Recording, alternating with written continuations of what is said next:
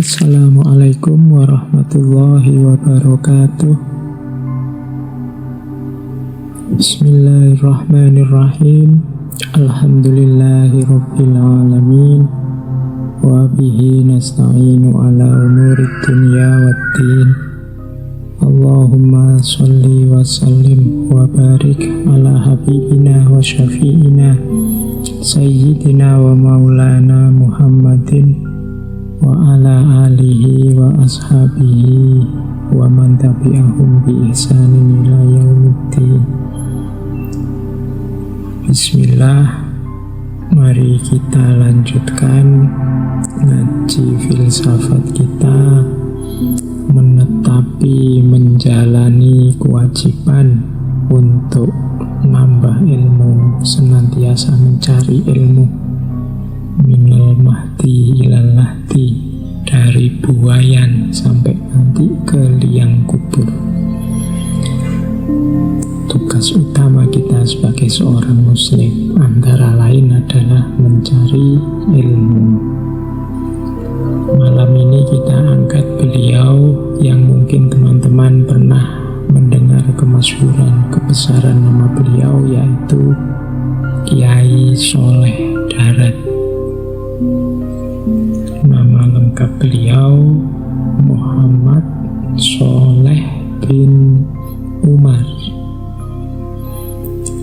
Ayah beliau, Kiai Umar ini, dulunya adalah pejuang melawan Belanda, orang kepercayaan dari Pangeran Diponegoro dari daerah Jawa bagian utara. Ada 3 serangkai yang jadi kepercayaan Pangeran Diponegoro. Yang pertama Kiai Umar ini, yang merupakan ayahanda dari Kiai Soleh Darat, kemudian Kiai Sadak, dan yang ketiga Kiai Murtado.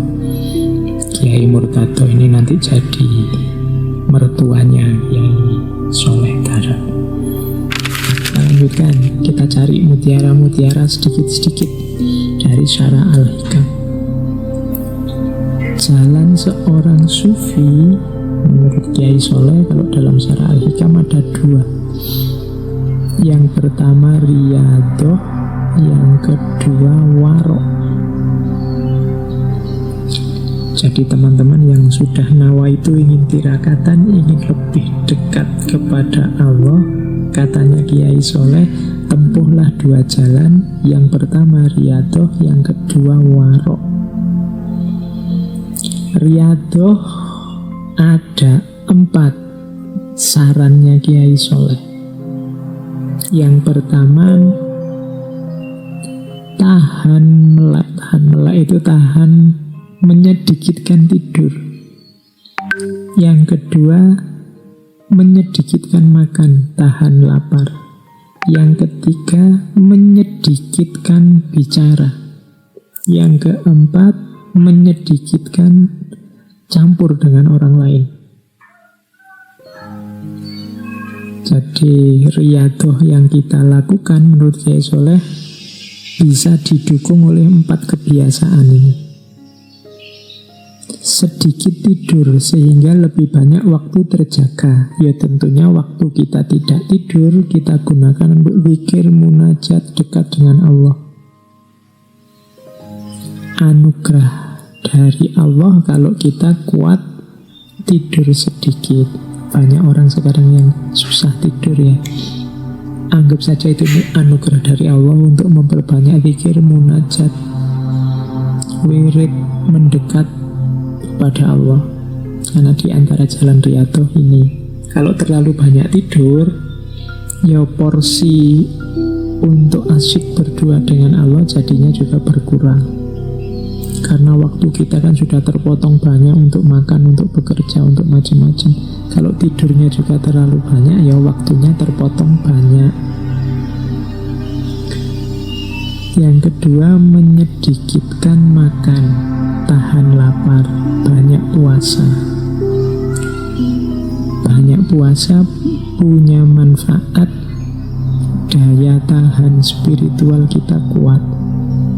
Karena puasa itu melatih menahan diri.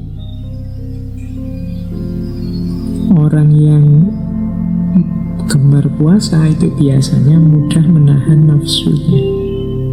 Dan ini memudahkan jalan dalam riyadhah. Ditahan melek, tahan lapar.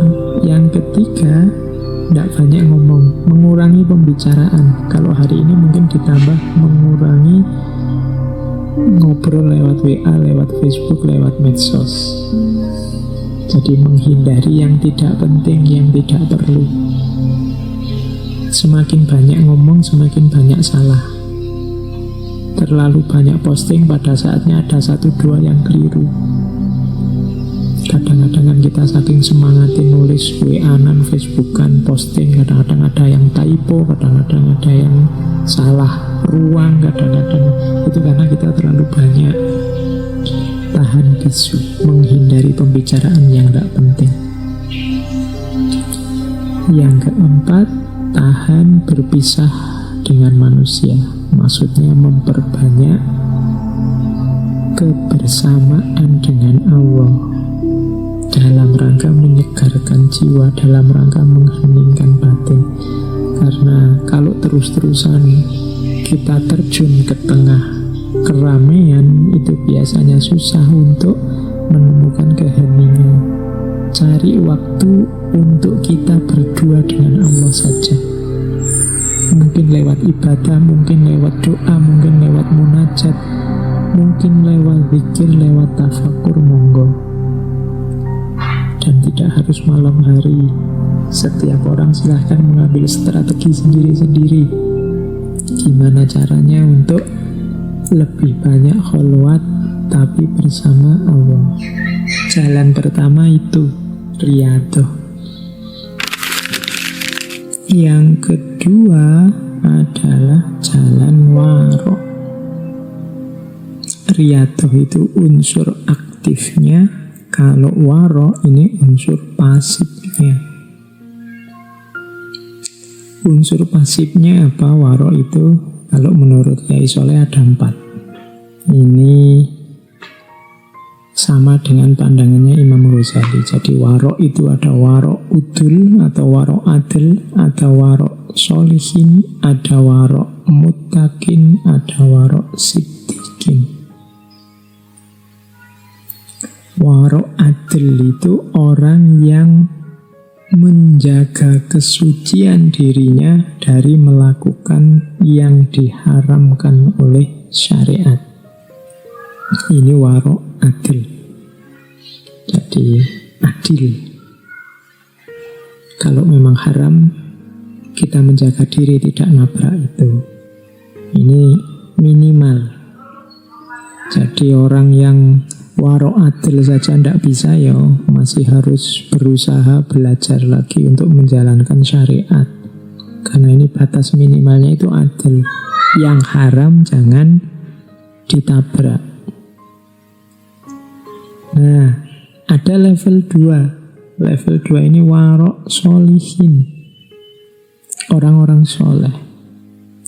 Orang-orang soleh ini tidak cuma menjaga diri dari yang haram, tapi yang menjurus ke arah haram juga tidak. Ini namanya orang-orang soleh. Saya tidak mau ke sana. Kalau saya ke sana itu biasanya terus ngomong orang lain, menghibah, memfitnah. Mending saya tidak usah ke sana deh. Ini orang-orang solihin. Segala yang menjurus ke arah haram dia tinggalkan. Ada lagi warok muttaqin. Warok muttaqin ini orang yang menghindari sesuatu, meninggalkan sesuatu. Sebenarnya sih masih syubhat, apa halal apa haram ya tidak tahu, tapi khawatir saja kalau memang itu nanti haram. Jadi namanya warok muttaqin. Bagi orang biasa ini sebenarnya masih mubah saja, boleh saja, wong ya ndak jelas haram apa halal apa makruh. Kalau bahasa agama namanya syubhat. Orang muttaqin ini bahkan yang syubhat sekalipun dia tinggalkan karena khawatir nanti Allah ndak suka, karena khawatir kalau nanti ternyata memang haram. Ini orang-orang muttaqin. mirip dengan yang sholihin tadi. Nah, ada juga warok siddiqin. Warok siddiqin ini, kalau tadi kan yang muttaqin, yang syubhat.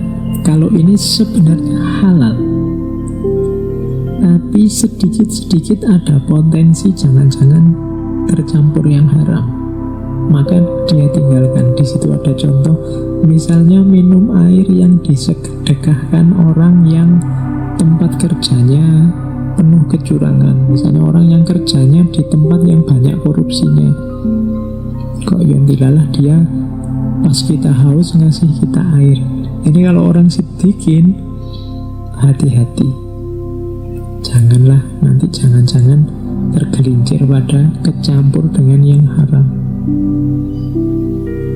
Misalnya pejabat atau pegawai dapat mobil dinas, ini diberi mobil kan kepentingannya untuk kepentingan dinas.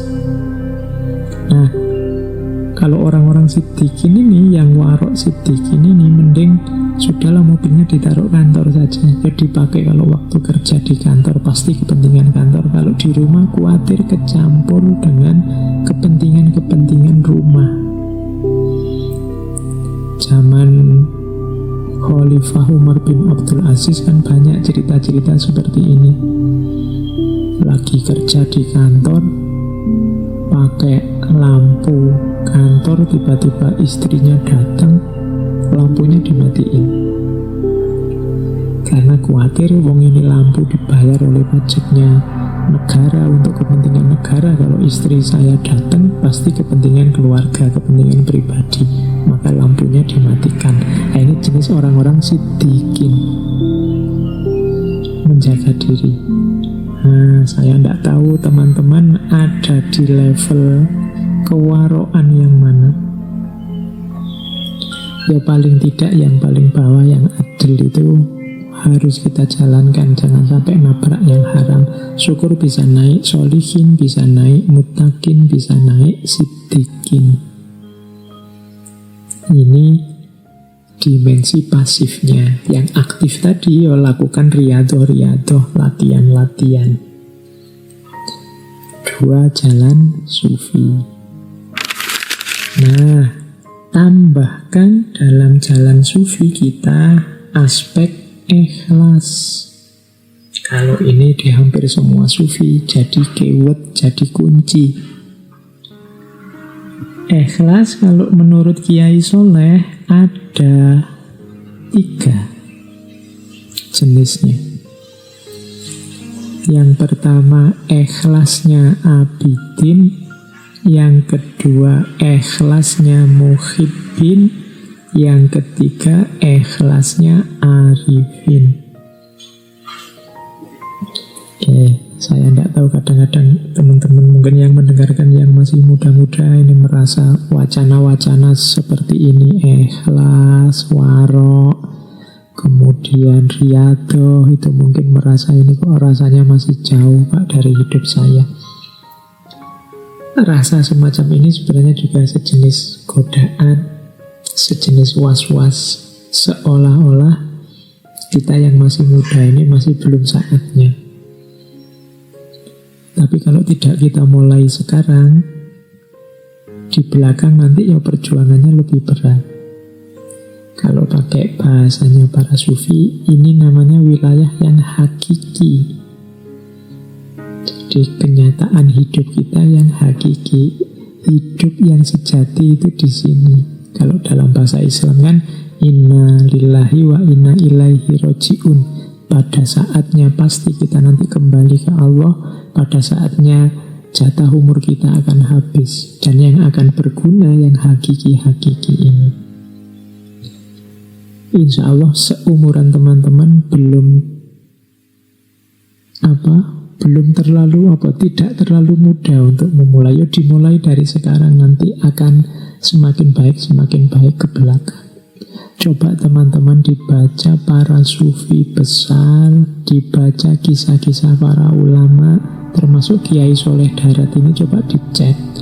Kiai Soleh ini pada usia seperti teman-teman sekarang, mungkin yang muda-muda, yang para mahasiswa sekitar 20 ke atas, itu kiai soleh sudah bisa apa, sudah mampu apa, sudah khatam kitab apa, sudah menjalani riyadhah apa. Dari situ nanti bisa kita bandingkan dengan hidup kita sekarang. Kita sudah sampai mana? Yo insya Allah tidak sehebat kiai soleh. Makanya tidak apa-apa dimulai sekarang, jangan nunggu nanti. Sengaja saya angkat tema-tema yang agak timur, agak tasawuf belakangan ini, karena saya melihat situasi hari ini di luar serba banyak panasnya hawanya, baik hawa lahir maupun hawa batin kita. Mungkin sudah saatnya, mungkin Allah juga mengingatkan kita, saatnya untuk kembali ke dalam diri, saatnya untuk ilaihi roji'un. Bahkan Allah memberi isyarat yang sangat dahsyat dengan virus corona ini yang membuat kita mau tidak mau melakukan uzlah di rumah kita masing-masing. Itu bagi saya isyarat yang luar biasa dari Allah. Ayo segera membereskan diri kita. Jangan-jangan memang ini akhir zaman yang sebentar lagi sudah berakhir, maka ayo bareng-bareng dibereskan diri kita. Termasuk ini tadi, belajar pikiran-pikiran kiai soleh, cara untuk membereskan jiwa, membereskan batin lewat jalur tasawuf. Ikhlas yang pertama adalah ikhlasnya abidin. Orang ikhlas level abidin adalah orang yang beramal soleh, beramal baik, menjaga agar tidak riya, tidak ujub,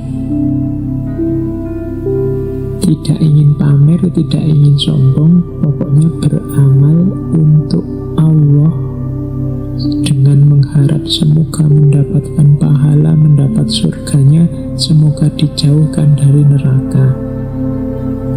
Ini level ikhlasnya orang-orang abidin. Naik satu level, level ikhlasnya orang-orang muhibbin. Kalau orang muhibbin ini sudah tidak berpikir lagi pahala surga atau siksa neraka. Muhibbin ini orang-orang yang sudah jatuh cinta sama Allah, beramal hanya untuk tujuan memuliakan Allah saja. Orang yang jatuh cinta kalau beramal biasanya amalnya tanpa pamrih, hanya untuk yang dia cintai saja. Kalau kita beribadah pada Allah karena kita cinta pada Allah, tidak menunggu pahala, tidak sekedar berlindung dari siksa, kita sudah ikhlas di level 2, level muhibbin. Ada ikhlas di level paling tinggi. Kalau ikhlas di level paling tinggi ini ikhlasnya orang-orang arifin. Di level paling tinggi ini orang yang punya kesadaran bahkan aku bisa beramal baik ini bukan karena jasaku. Semuanya yang menggerakkan, yang membuka hati, yang memungkinkan aku beramal baik hanya Allah saja. Aku tidak punya daya, tidak punya upaya, tidak punya kehendak. Semua yang mengatur semua ini adalah Allah saja. Jadi ikhlasnya orang arifin. Kalau yang muhibbin tadi masih ada rasa aku mempersembahkan semuanya untuk Allah. Ini kan masih ada akunya yang berusaha. Tapi level arifin, bahkan yang aku lakukan ini hakikatnya pemberian Allah juga. Jadi aku tidak punya jasa sama sekali apapun. Nah, ini level orang arifin. Punya kesadaran bahwa yang membuat aku bergerak dan membuat aku diam itu ya Allah. Tidak sekedar mempersembahkan perbuatan untuk Allah, seperti di orang-orang muhibbin, atau mengharapkan pahala dan menjauh dari neraka, seperti di orang-orang abidin. Maka orang-orang arifin ini diantara cirinya selalu bersyukur. alhamdulillah Allah menakdirku jadi orang yang taat, jadi orang yang patuh, jadi orang yang mau beramal soleh. Karena ada orang lain yang digaris untuk melakukan yang sebaliknya. Nah, itu cirinya orang arifin. Jadi ikhlas ternyata ada 3. Maka teman-teman tidak usah khawatir, Pak, kok saya masih incerannya surga ya Pak, masih tidak ingin masuk neraka ya Pak. Tidak apa-apa, itu pun sudah ikhlas. Meskipun ikhlas level abidin. Kalau di bawah ini, kalau di luar abidin apa Pak? Ya tadi, kalau di luar abidin, di bawah abidin berarti beramal hanya untuk pamer, beramal hanya untuk ujub, disombongkan, atau beramal karena duniawi, tidak karena Allah. Demi kemasyhuran, demi kekayaan, demi dipuji orang, itu berarti bawahnya abidin. Kalau abidin ya karena Allah, lillahi ta'ala, cuma sambil mengharapkan pahala dan ingin dilindungi dari siksa. Kalau muhibbin, tidak ada pamrih apa-apa, hanya untuk Allah saja amalnya. Kalau arifin, bahkan amal yang aku lakukan bukan dari aku, semuanya anugerah dari Allah. Ini namanya ikhlas. Jadi menempuh jalan sufi lewat riyadhah, kemudian menjaga diri lewat warok, dan semua itu dihiasi dengan ikhlas. Terus selain ikhlas, nanti dalam syarahnya Hikam ada juga pandangan tentang kita harus selalu husnudzon pada Allah.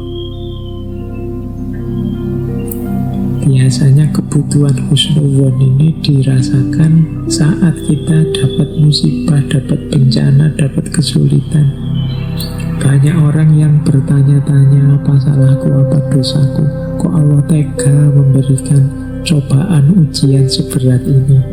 Nah, itu yang kurang apa? Kalau ada pandangan semacam ini berarti dia tidak husnudzon kepada Allah. Dianggapnya Allah punya motif buruk, punya niat buruk. Padahal Allah itu Rahman Rahim. Allah itu tidak cuma sayang pada kita, tapi maha sayang. Berarti pasti Allah tidak menginginkan yang jelek, yang sengsara, yang menyusahkan untuk kita. Hanya kita saja mungkin yang salah paham, atau kita sendiri yang milih susah, milih sengsara. Nah, husnudzon kepada Allah menurut Kiai Soleh ada 2 level. Ada level awam, ada level khawas. Kalau orang awam itu husnudzonnya adalah kalau dia dapat kenikmatan, kemudian dia merasa bahwa nikmat ini asalnya dari Allah semata. Nah, ini husnudzon level orang awam. Allah lah yang mewujudkan, Allah lah yang memberikan semua kenikmatan ini. Makanya cirinya, buahnya husnudzon di level awam itu syukur dan mengharap rahmatnya Allah. Jadi orang awam berhusnudzon pada nikmat yang diberikan oleh Allah. Nah, ada yang lebih tinggi, yaitu husnudzonnya orang khawas, orang-orang khos, yaitu yang melihat pokoknya Allah ini maha sayang, maha cinta kepada hambanya. Meskipun yang kita rasakan ini sengsara, yang kita rasakan ini kesulitan hidup, yang kita rasakan ini ketidaknyamanan hidup, orang yang husnudzon di level khos ini menganggap bahwa semuanya merupakan kebaikan Allah kepada kita. Allah sebenarnya menginginkan yang baik dan yang terbaik untuk kita, hanya saja kita tidak paham. Hanya saja kita mungkin belum bisa membaca. ada corona, ada macam-macam bencana, ada pertikaian, perselisihan di banyak tempat. Tapi orang-orang yang husnudzan pada Allah, ini pasti skenario-nya Allah untuk tujuan yang baik, untuk hasil yang baik. Hanya saja kita manusianya belum paham. Insya Allah nanti buahnya baik. Nah, kalau yang level 2 ini orang khos. Kalau orang awam biasanya lebih mudah husnudzan pada yang wujudnya nikmat-nikmat. Tapi kalau orang khos, apapun wujudnya, apakah itu nikmat, apakah itu dirasakan menyusahkan, semuanya dianggap buahnya kasih sayang Allah yang pasti hasilnya nanti kebaikan. Kalau tadi yang orang awam melahirkan syukur nikmat, kalau yang husnudzannya orang khos melahirkan rasa cinta, rasa percaya, rasa tawakal kepada Allah. Orang yang husnudzan itu enak, tidak mudah mengeluh, tidak mudah susah. Ada orang maki-maki dia, kalau dibaca husnudzan itu orang ini ternyata perhatian padaku, ternyata dia juga sayang padaku, makanya dia sebut kesalahan-kesalahanku sehingga semoga besok aku bisa memperbaiki. Ini perspektif husnudzon. Kalau orang perspektifnya suudzon, bahkan orang ngomong baik sekalipun dicurigai. Wah, jangan-jangan orang ini muji-muji aku, tapi nanti di belakangku menjelek-jelekan aku, atau membuat aku terlena sehingga nanti dia bisa ngalahkan aku, atau sebenarnya dia iri sebenarnya, cuma itu basa-basi saja. Ini orang yang perspektif su'ul, biasanya lebih tidak tenang, lebih stres. Apalagi kalau su'udzon pada Allah, su'udzon pada manusia aja membuat kita galau luar biasa. Kalau kita su'udzon pada Allah, lebih galau lagi, karena tidak mungkin kita bisa mengalahkan Allah. Maka Kiai Soleh memberi saran, jalan sufi kita dihiasi dengan keikhlasan, dihiasi dengan husnudzan kepada Allah, sambil tetap menjalankan riyadhah dan warok. Oke, nah ini ada beberapa tips dari Syarah Al-Hikam. Bagaimana kalau kita mengalami kesulitan tadi loh Pak? Saya sih pinginnya husnudzon, tapi kok hidup ini rasanya berat. Doa saya itu loh, kalau tidak dikabul-kabulkan sih oleh Allah. Nah, nanti dalam Syarah Hikam ini Kiai Soleh mengajarkan begini. Ketika engkau meminta satu perkara dunia, lalu Allah tidak mengabulkannya, hatimu menjadi susah. Itu disebabkan karena engkau tidak memahami kehendaknya Allah. Jika engkau paham, engkau akan bahagia. Tenangkan dirimu saat permintaanmu tidak dikabulkan. Saat permintaanmu tidak dikabulkan, pahamilah bahwa sesungguhnya Allah menghendaki agar engkau mendekatkan diri kepada Allah terus dan selalu menyandarkan hatimu kepada Allah. Jika sudah begitu, engkau akan menjadi kekasih Allah. Karena sesungguhnya ketika Allah mengasihi atau mencintai hambanya, niscaya Allah akan menghalangi dunia darinya dan menjauhkannya dari dunia. Jadi menurut Kiai Soleh, kalau kita punya keinginan macam-macam, sudah berdoa mati-matian kepada Allah, kok tidak dikabul-kabulkan ya? Apa Allah tidak suka padaku? Apa Allah tidak berkenan dengan doaku? Kiai Soleh justru bacalah itu sebagai kasih sayangnya Allah kepadamu justru. Jangan-jangan kalau itu dikabulkan, engkau tidak berdoa lagi, engkau tidak mendekat-dekat lagi kepadanya, padahal Allah ingin engkau selalu dekat dengannya. Jadi Justru ketika Allah lama tidak mengabulkan doamu, kemungkinan Allah memang sangat mencintaimu, ingin engkau menjadi kekasihnya, ingin engkau menyapanya terus, ingin engkau mendekat padanya terus. Dan Allah tahu kalau dunia bisa menghalangimu darinya, kalau dunia bisa menjauhkanmu darinya, maka permintaan-permintaanmu yang perkara dunia itu tidak segera dikabulkan oleh Allah karena Allah sangat sayang padamu. Nah, ini cara membaca kalau doa tidak dikabulkan, doa kita yang duniawi tidak dikabulkan oleh Allah menurut Kiai Soleh. Jadi Allah itu sangat cinta pada kita, maka Allah ingin kita dekat terus dengannya. Maka bersyukurlah kalau teman-teman merasa saya Pak sudah minta ini itu yang duniawi. Mungkin ingin apalah yang duniawi, mungkin jodoh, mungkin harta, mungkin jabatan, mungkin kedudukan, kok tidak dikabul-kabulkan oleh Allah? Kemungkinan karena Allah sangat sayang pada kita, karena Allah tahu dunia bisa menghalangi kita untuk dekat dengannya, bisa menjauhkan kita darinya. Dan Allah ingin kita selalu menyebut namanya, selalu dekat, menghibah, mendekatinya.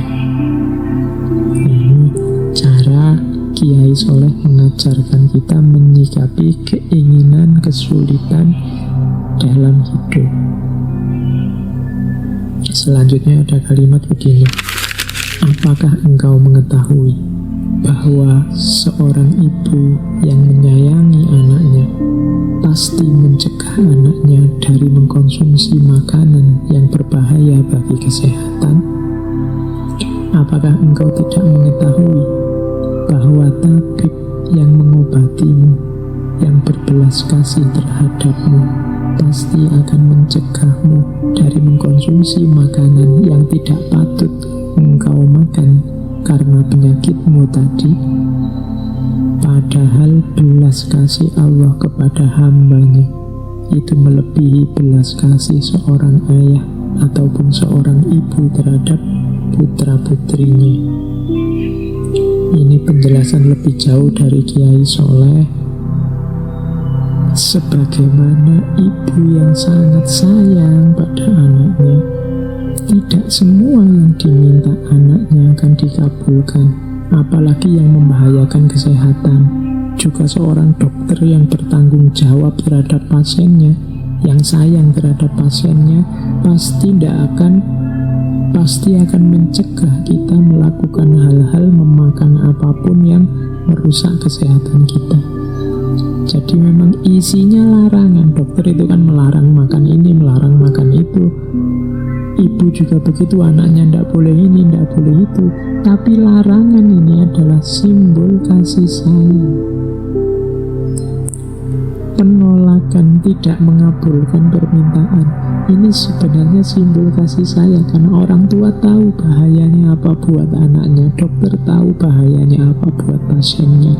Persis seperti itulah bukti sayang Allah pada kita ketika Allah tidak mengabulkan doa kita persis seperti yang kita inginkan. Allah lebih tahu yang berguna, yang baik, yang bermanfaat untuk hidup kita. Di situ justru tampak kasih sayangnya Allah kepada kita. Nah, ini syarahnya Kiai Soleh terhadap Al-Hikam. Jadi ini makanya teman-teman tidak perlu galau kalau ada keinginan yang belum terkabulkan. Kalau ada cita-cita sudah lama berdoa kok ya ndak jalan-jalan, kok ya ndak dikabul-kabulkan. Kita hanya fokus pada dunia, kita lupa bahwa di balik doa yang tidak terkabul tersembunyi kasih sayang Allah yang sangat dalam pada kita. Keinginan kita itu kan hasil kalkulasi akal, keinginan, hasrat, nafsu kita yang bisa positif, bisa negatif karena terbatas daya jangkau akal kita. Tapi kalau Allah pasti tahu sampai detail, sampai mana manfaat dan mudaratnya untuk hidup kita. Jadi kadang-kadang memang sama Allah ya tidak dikabulkan 100% begitu saja. Karena Allah tahu kalau dikabulkan begitu saja justru jangan-jangan mudarat pada kita. Lah tapi Pak, ada itu orang yang hidupnya nakal, tidak pernah berdoa, ibadah apalagi. Tapi lah kok enak terus. Apakah itu juga menunjukkan Allah sayang pada dia? Nah, itu nanti selanjutnya ada kalimat juga dalam syarah hikam. Katanya Kiai Soleh, kalau situasinya semacam itu, takut dan khawatirlah jika dianugerahkan nikmat kepadamu, sementara engkau selalu melakukan perbuatan maksiat, melanggar perintahnya. Takutlah jika nikmat itu adalah sebentuk istidratnya kepadamu, jika engkau tidak menyadarinya. Jadi yang merasa Pak saya itu mungkin disayang Allah, Pak saya tidak pernah doa itu, tapi keinginanku terkabul terus, apa yang saya inginkan itu wujud terus. Iya, itu bisa memang kasih sayang Allah yang tidak terbatas, atau jangan-jangan itu istidraj darinya. Tetap kita harus hati-hati. Jangan-jangan Allah tidak ingin kita mendekat-dekat padanya, sehingga pokoknya kita mau apa diberi, biar kita tidak sempat ingat Allah, tidak sempat ingin mendekat, tidak sempat ingin berdoa khusyuk. Wong ya kebutuhan kita terpenuhi terus. Jadi itu namanya istidraj. Kita juga harus hati-hati. Kemudian introspeksi. Takut dan khawatirlah, katanya Kiai Soleh, karena apa-apa itu kan harus direnungi sampai dalam sebab akibatnya. Kadang-kadang kita ini merasa, wah saya ini mungkin lebih disayang oleh Allah dari dia. Dia hidupnya sulit terus, sementara aku lancar terus. Bisa jadi kenyataannya kebalikannya. Dia sangat disayang oleh Allah, makanya secara dunia dia sulit terus, sehingga dia berdoa terus, ingin mendekat terus ke Allah biar kesulitannya terselesaikan. Sementara Allah tidak terlalu dekat dengan kita, tidak terlalu sayang dengan kita, ingin kita menjauh, benci dengan kita, sehingga kita dibuat tidak ada momen yang memungkinkan kita untuk ingin mendekat secara serius pada Allah. Itu namanya istidraj. Cuma kadang-kadang kita tidak sadar ini. Nah, ini syarah dari Kiai Soleh terhadap Al-Hikam. Ketika Allah memberimu kemauan untuk melaksanakan perintahnya, menjauhi larangannya, berpegang teguh menaatinya, maka ketahuilah bahwa Allah telah menyempurnakan nikmatmu lahir batin. Maka hendaklah engkau mensyukuri dan meminta kekalnya nikmat tersebut. Ini selanjutnya Kiai Soleh menasihati kita, sudahlah keinginan-keinginan duniawi tidak perlu dikejar sampai sebegitunya. Diminta berdoa ya oke. Kalau tidak dikabulkan tidak usah galau. Ada yang lebih penting. Yang lebih penting apa? Kemauan untuk melaksanakan perintahnya, menjauhi larangannya, taat pada Allah. Ini justru yang paling penting. Mintalah selalu untuk dianugerahi Allah kemauan untuk menjalankan perintah, menjauhi larangan. Ini anugerah yang paling nikmat. Kalau Allah sudah menganugerahi ini, katanya Kiai Soleh, berarti Allah telah menyempurnakan nikmatmu lahir batin. Kalau kita masih mau sholat, masih mau puasa, masih mau zakat, masih mau sholat malam, alhamdulillah, inilah anugerah yang luar biasa dari Allah yang harus disyukuri. Tapi kalau permintaan-permintaan lain, doa-doa yang lain yang sifatnya duniawi, tidak harus terlalu dirisaukan. Jadi ini keinginannya Kiai Soleh agar kita lebih serius mendekat kepada Allah, tidak lagi tertipu oleh hal-hal kenikmatan-kenikmatan duniawi yang sementara, tidak lagi galau oleh kenikmatan-kenikmatan duniawi yang justru menjauhkan kita dari Allah, menjauhkan kita dari kedekatan kepada Allah. Nah, kalau diurut dari depan tadi kan, diawali dari jangan lupa menjalankan syariat, kemudian jalankan syariat dari aspek lahir dan juga batin, kemudian jangan mengandalkan amal, semuanya pasrahkan kepada Allah, meskipun tetap jangan lupa juga untuk tetap berusaha, tetap beramal. Kemudian lakukan riyadhah dan warok, latihan-latihan spiritual lewat riyadhah secara aktif, dan menggembleng diri biar tangguh secara spiritual lewat warok yang diperkuat dengan ikhlas serta husnudzon kepada Allah. Dan jangan minta hal-hal, jangan terlalu terobsesi oleh dunia, karena kadang-kadang Allah menganugerahi suatu perkara yang kita inginkan justru membuat kita semakin jauh darinya, dibandingkan kalau tidak segera dikabulkan, kita semakin serius, kita semakin ingin dekat dengannya. Kadang-kadang tidak terkabulnya doa menjadi isyarat bahwa Allah sangat sayang pada kita, ingin selalu dekat dan mendengarkan keluh kesah kita.